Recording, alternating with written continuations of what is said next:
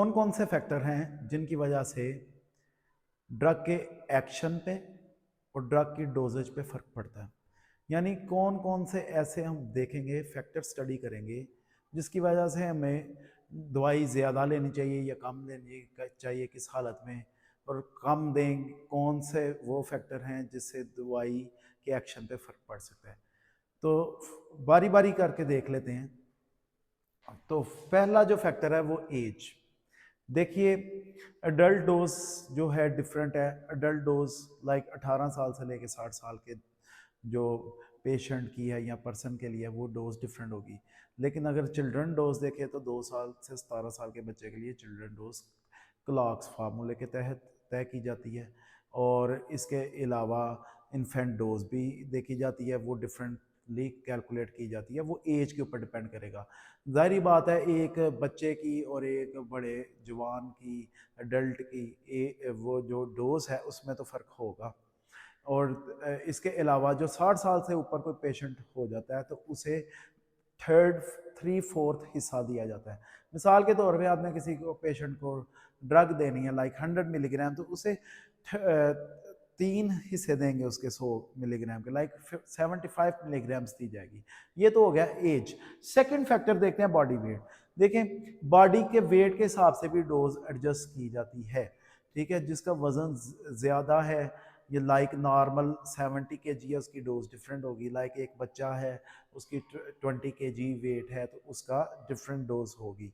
इसके अलावा sex, male and female, male की डोज अमूमन ज़्यादा होती है फीमेल से, फीमेल की डोज कम होती है।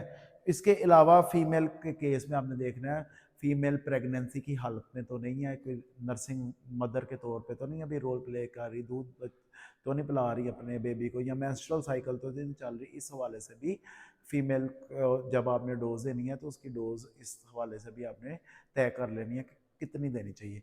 Next factor is the route of drug administration.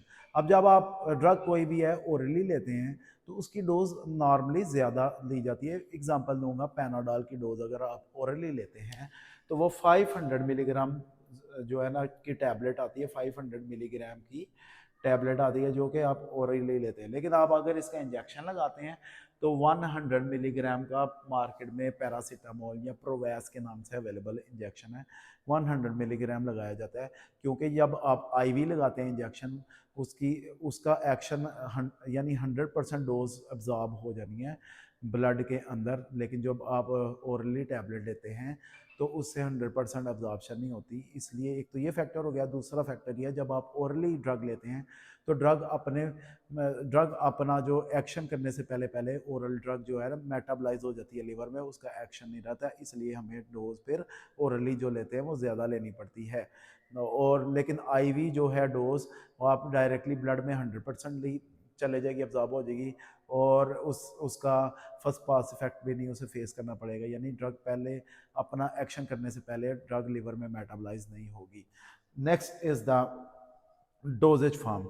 अब देखिए, अब सिरप है, सिरप है, और उसके बदले में आप टैबलेट है, तो सिरप की ज़्यादा अच्छी अब्जॉर्प्शन होगी, जल्दी हो जाएगी, तो वो डोजेज फॉर्म लिक्विड फॉर्म में होगी। लाइक फॉर एग्जांपल आप दूसरी एग्जांपल देख लेते हैं, इंजेक्शन है, तो इंजेक्शन लेंगे तो वो अगर आईवी साथ में आईवी होएगा तो उसकी डोज जो है कम होगी उस हवाले से। लेकिन आप अगर ओरली कोई चीज़ ले रहे हैं तो वो जल्दी से जाके यानी उसकी अब्जॉर्प्शन जल्दी होगी, जबकि टैबलेट वाले की अब्जॉर्प्शन कम होने के चांसेस है उसके बदले में। उस हिसाब से भी डोज एडजस्ट होती है। Next is called the absorption, distribution and excretion of drugs. कुछ दवाइयाँ ऐसी हैं फ़ौरन ही ब्लड में अब्जॉर्ब होती है, फ़ौरन ही एक्सक्रीट हो जाती हैं। ठीक है, तो ये दवाइयाँ देर पा बॉडी में नहीं रह पाती। और जबकि कुछ ऐसी अद्वियात हैं जिनकी एब्जॉर्प्शन क्विक है लेकिन एक्सक्रीशन लेट है। ठीक है, इनको फिर देर बाद देना पड़ेगा, बार बार इनकी रिपीटेशन देर बाद होगी। लेकिन जो दवाइयाँ फ़ौरन से अब्जॉर्ब होती हैं, फ़ौरन से एक्सक्रीट हो जाती हैं, उनको फिर आपको रिपीट करनी पड़ती हैं बार बार उसकी dose. Next is the pathological condition. Pathological condition से मुराद है, फॉर एग्जांपल एक नॉर्मल पर्सन है, उसको अगर आप कोई दवाई दे रहे हैं तो उसकी किडनीज एंड लिवर काम कर रहे हैं, प्रॉपरली फंक्शन कर रही हैं। अब आप वो दवाई लेगा, उसकी ड्रग मेटाबलाइज होगी ईजिली, लाइक लिवर से एंड किडनी से ड्रग एक्सक्रीट हो जाएगी। लेकिन अब एक पेशेंट है जिसका गुर्दे भी काम नहीं कर रहे, किडनीज लाइक एंड लिवर भी काम नहीं कर रहा, उसका मेटाबॉलिज्म भी कम हो रहा है और उसकी एक्सक्रीशन भी कम हो रही है।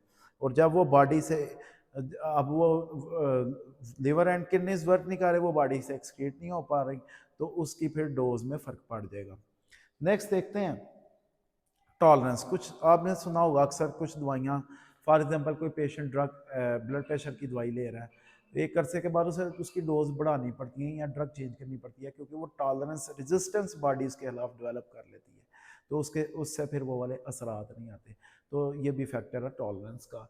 And the last factor is called the combination of drugs. कुछ ड्रग्स हैं जो कि कम्बिनेशंस में दी जाती है, तो उनका इफेक्ट सिनर्जिस्टिक इफेक्ट आता है।